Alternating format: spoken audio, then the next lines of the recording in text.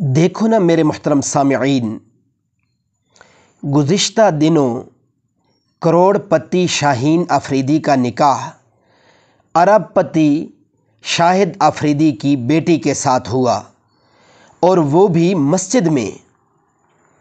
یہ لوگ اگر چاہتے تو کسی 5 سٹار ہوٹل میں نکاح کا پروگرام رکھ سکتے تھے، مگر انہوں نے نکاح کے لیے مسجد کا انتخاب کیا۔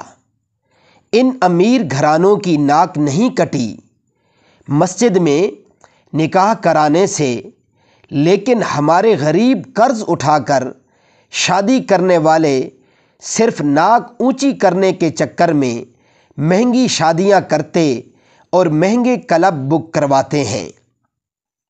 شاہد آفریدی ٹرسٹ سے زکوٰۃ لینے والے اور صدقہ کے مستحق آدمی کی بیٹی کا نکاح اس سے زیادہ پرتعشش اور مہنگا ہوتا ہے۔ دیکھنے میں یہی آیا ہے کہ غریب کو پھوت پھات اور نام و نمود کا چسکا زیادہ ہوتا ہے۔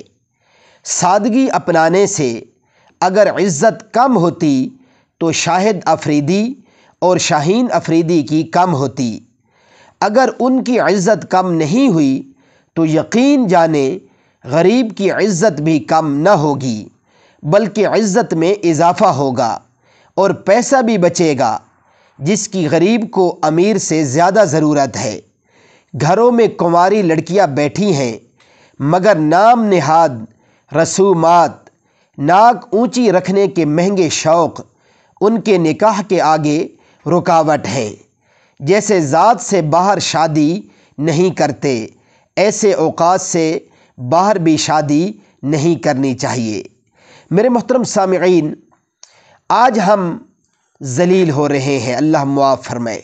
آج ہم پریشان ہیں صرف کہ ہماری برادری میں ناک نہ کٹے۔ سنت چھوٹے تو چھوٹے، ہمیں اس کی کوئی پرواہ نہیں ہے۔ جب ہمیں سنت کی پرواہ نہیں ہے تو اسی وجہ سے ہماری زندگی بھی برباد ہو رہی ہے۔ قرض اٹھا اٹھا کے ہم صرف اپنی ناک اونچی کرنے کے لیے ہم دوسروں کو بھی ذلیل کر رہے ہیں، اور خود بھی اللہ معاف فرمائے ذلیل ہو رہے ہیں۔ اپنا بھی حق مار رہے ہیں، اپنی بیٹیوں کا بھی حق مار رہے ہیں، اپنے بیٹوں کا بھی حق مار رہے ہیں، اور دوسروں کا بھی حق مار رہے ہیں۔ صرف یہ ہے کہ برادری میں ہماری ناک نہ کٹے، برادری کیا کہے گی، فلاں کیا کہے گا۔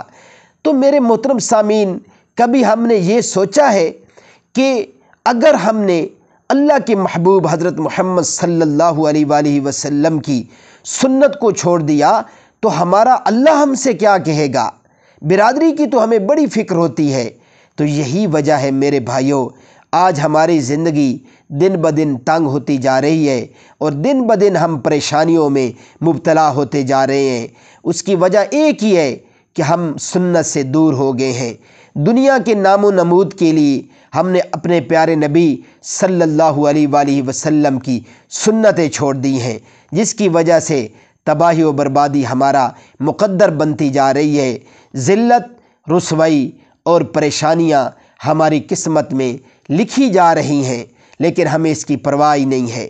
اللہ پاک ہماری حفاظت فرمائے، ہمیں ہدایت عطا فرمائے، اور ہمیں زندگی کا ہر پہلو اپنے پیارے نبی پاک صلی اللہ علیہ وآلہ وسلم کی ایک ایک سنت کے مطابق گزارنے کی توفیق عطا فرمائے۔